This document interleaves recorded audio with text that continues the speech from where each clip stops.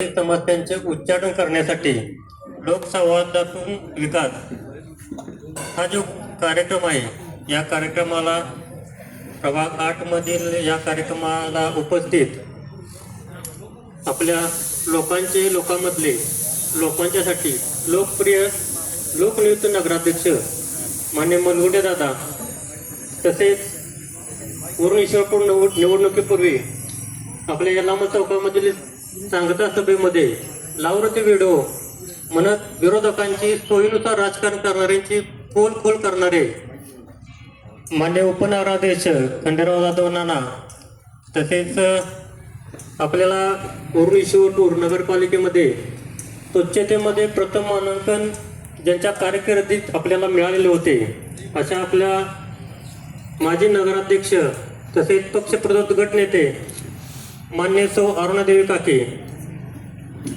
आपल्या 5 वर्षांच्या वरुण ईश्वरपूर नगरपालिकेमध्ये आपली सत्ता नसताना 5 वर्ष तसेच प्रशासन काळ असे जवळपास 9 ते 10 वर्ष आपल्या पक्षाची वाढ आपल्या सहकाऱ्यांच्या बरोबर करत आपले बूथ अध्यक्षांना सोबत घेऊन पक्षवाढीसाठी आपले शहराध्यक्ष काम करत होते, असे आपले सन्मान्य शहाजी बापू पाटील, तसेच आपल्या प्रभाग क्रमांक 8 मधील अल्पसंख्याकांचे नेते जे आपण मानतो,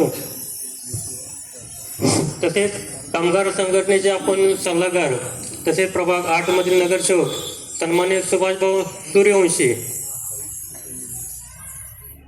आपल्या पाणीपुरवठा सभापती एलिन शाह शेठजी, आपले वरुण ईश्वरपूर नगरपालिकेचे मुख्य अधिकारी पृथ्वीराज पाटील साहेब, उपमुख्य अधिकारी खाडे साहेब, तसेच आपल्याला वेळोवेळी मार्गदर्शन करणारे आपल्या ईश्वरपूर शहराचे माजी नगराध्यक्ष पैलवान भगवानराव पाटील आबा, आपल्या कारखान्याचे राजाराम बाबू पाटील सहकारी साखर कारखान्याचे संचालक आमचे मार्गदर्शक मान्य हनुमंतराव माळी मेहरबान, तसेच शैलेश पाटील बाबा, आपल्या युवकचे अध्यक्ष मान्य दिग्विजय पाटील दादा, आपले नगरसेवक तरुण नगरसेवक सन्मान्य स्वरूप मोरे सरकार, आपल्या प्रभाग क्रमांक 6, 8, 9, 10 मध्ये आपली निर्णायक भूमिका बजावणारे नगरसेवक सन्मान्य सचिन कोळीअप्पा, आपल्या वयाची पर्वा न करता नगरपालिकेला सर्व स्तरावर सगळ्यांना योग्य मार्गदर्शन करणारे आपले माजी उपनगराध्यक्ष मान्य शंकरराव चव्हाण दादा, तसेच प्रभाग क्रमांक 7 मध्ये नागरिकांच्या मनामनात घराघरात पोचलेले आमचे सहकारी बूथ अध्यक्ष मान्य राहुल नागे मेहरबान, माजी नगरसेवक आयुब हवालदार मेहरबान, आपल्या सोशल मीडियाचे शहराध्यक्ष अभिमन्यू क्षीरसागर मनुदादा, तसेच आपले प्रभाग 8 मधील बूथ अध्यक्ष आपल्या प्रभाग क्रमांक 8 मधील बूथ अध्यक्ष विजयराव जाधव यांच्या पत्नी, तसेच आपल्या नगरीचे माजी नगराध्यक्ष वाईद जाधव यांच्या सून मान्य सौ रेखाताई जाधव, आणि आपल्या प्रभागातील बूथ अध्यक्ष सर्व पदाधिकारी नागरिक महिला बंधू भगिनींनो, आपल्याला वरुण ईश्वरपूर नगरपालिका निवडणुकीनंतर प्रत्येक प्रभागामध्ये जाऊन त्या नागरिकांच्या काही समस्या असतील त्या समस्या नागरिकांच्यातून ऐकायच्या आणि त्याचे समूळ उच्चाटन करायचे, ही जी संकल्पना आदरणीय जयंतरावजी पाटील साहेबांनी राबवण्यासाठी सल्ला दिला तो अतिशय चांगला आहे. त्याच्यातून आपल्याला नागरिकांच्या मध्ये जाऊन त्यांच्या समस्या ऐकून त्या समस्याचे उच्चाटन करण्यासाठी प्रयत्न होणार आहे. मी आमच्या हनुमाननगरमध्ये बूथ अध्यक्ष म्हणून काम करत असताना मी हनुमाननगरच्या मर्यादित प्रभाग, आमचे हनुमाननगर प्रभाग 1 नंबर, 7 नंबर आणि 8 नंबर असे विभाजन झाले होते.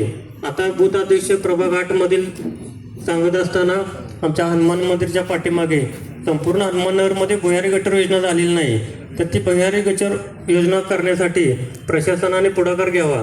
तसेच हनुमाननगरच्या पाठीमागील बाजूस, हनुमान मंदिराच्या पाठीमागील बाजूस पूर्णतः गटर कुठेही नाही, तर त्या हनुमान नगरच्या दक्षिण बाजूला एक सोसायटी झालेली आहे, तर त्या रस्त्यांचा उतार त्या सोसायटीकडे जाणारा असल्यामुळे ती जी सोसायटी झाली त्याच्यामध्ये प्रशासनानं लक्ष घालून तिथं गटर योजना जर केली तर त्या संपूर्ण जवळपास 100-150 कुटुंबाचा गटरचा प्रश्न मिटणार आहे. तसेच आमच्या हनुमाननगरमध्ये हनुमान मंदिर पासून काटकर ओढ्यापर्यंत गटर जर केले तर तेथील रस्त्याकडेला जो मोठा पाऊस वगैरे आला तर ते पावसाचे पाणी रस्त्यावरून पलीकडे जाऊन घरात जाण्याची शक्यता असते. तर ते गटर व्हावं ही आमची अपेक्षा आहे. हनुमान मंदिर पुढे जाधव कॉलनी काटकर ओढा, तसेच हनुमान मंदिर पासून कापूसखेड हनुमान नगरकडे येणारा जो रस्ता आहे त्या रस्त्यापर्यंत एक गटर व्हावं. तसेच हनुमान मंदिर पासून कापूसखेड हनुमान नगर रस्त्यावर जे अतिक्रमण आहेत त्या नगरपालिका प्रशासनावर जे काय आपल्याला अधिकार आहे त्या अधिकार वापरून ते अतिक्रमण काढावे, म्हणजे लोकांचे जे अपघात चालू आहेत ते थांबतील. तसेच गटर झाले तर लोकांना आमच्या माता भगिनींनी प्रत्येकाच्या घरासमोर शोध खड्डे तयार केले आहेत आणि त्या खड्ड्यामध्ये पाणी साठवलं आहे. तर जे काय पाणी साठल्यानंतर रोगराई पसरते त्याच्यापासून निश्चित आम्हाला त्याचा फायदा होईल. तर गटर जाणं महत्त्वाचं आहे. तसेच आमचा भाग हा मागासवर्गीय आहे. मी हनुमाननगर मर्यादित बोलतोय.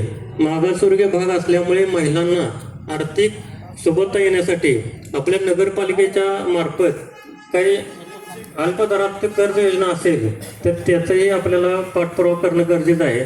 तसेच काही बचत गट आहेत त्या बचत गटांनाही कर्ज वाटप व्हावं.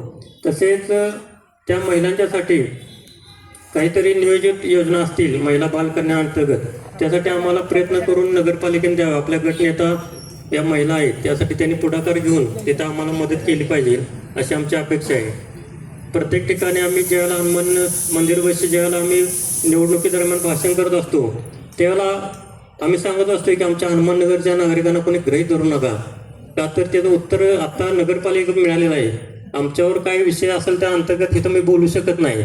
पण प्रभाग क्रमांक 8मध्ये आमचे दोन्ही नगरसेवक तसेच आता संपूर्ण शहराचे जे स्वीकृत नगरसेवक आहेत ते पण प्रभाग 8मध्ये आहेत. तर आम्ही तर जवळपास 80+ विजयी लीड आम्ही हनुमाननगरमधून दिलेलं आहे आमच्या विजयी उमेदवारांना. त्याचं कारण असं आहे, आपण म्हणत असतो पेरल ते उगवतो.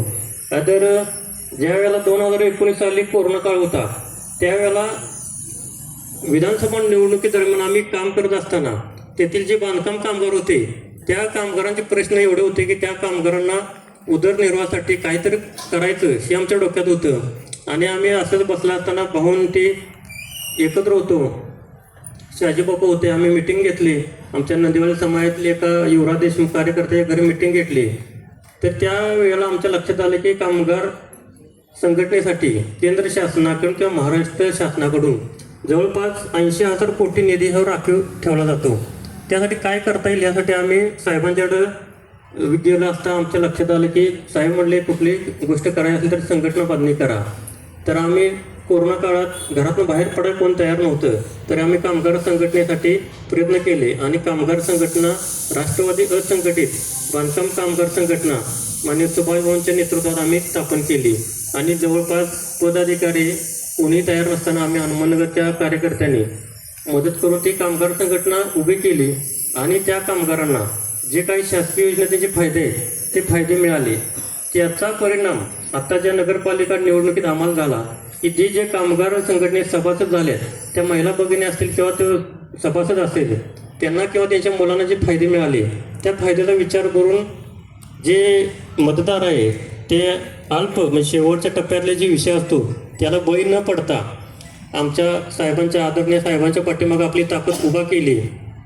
तसेच प्रत्येक निवडणुकीदरम्यान जरी आमचा भाग मागासवर्गीय असला नंदिवाली समाज असेल किंवा 12 बलुतेदार ते हनुमाननगरमध्ये आहेत पण प्रत्येक वेळेला आमच्यावर दुर्लक्ष केलं जातं. तर आम्ही तसं न करता साहेबांच्या मागं राष्ट्रवादीचा बालेकिल्ला पूर्वीपासून साहेबांचंच आहे. आम्ही काही ते जास्त उदाहरण देत नाही. पण ज्यावेळेला भाऊ असतील आणखी 3-4 नगरसेवक असताना मानसिंग बापू पण होते. तरी मागचा जर आलेख काढला तर आम्ही हनुमाननगरमधले बूथ प्लसमध्ये आहेत. त्याच्या पुढे किरण माने होते. किरण मानेच्या वेळेला पण आमचं बूथ प्लस आहे. आम्ही कुठे कमी पडत नाही. पण आमच्याबरोबर जे इतर ठिकाणी आम्ही कोणा आरोप ठेवत नाही पण आम्ही कुठं कमी पडत नसताना हनुमाननगरवर अत्याचार का? भुयार गटर योजना सगळ्या शहरात झाली हनुमाननगरमध्ये का केली नाही? त्या हनुमाननगरमध्ये हनुमाननगरच्या पाठीमागे एकही गटर नाही. ही दुर्लक्ष कशासाठी? तर आता आपली सत्ता आहे. आपल्या सत्तेच्या माध्यमातून तसेच नगरपालिका प्रशासनाकडून तेथील लोकांना न्याय देण्याचा प्रयत्न व्हावा एवढंच बोलतो आणि थांबतो. धन्यवाद.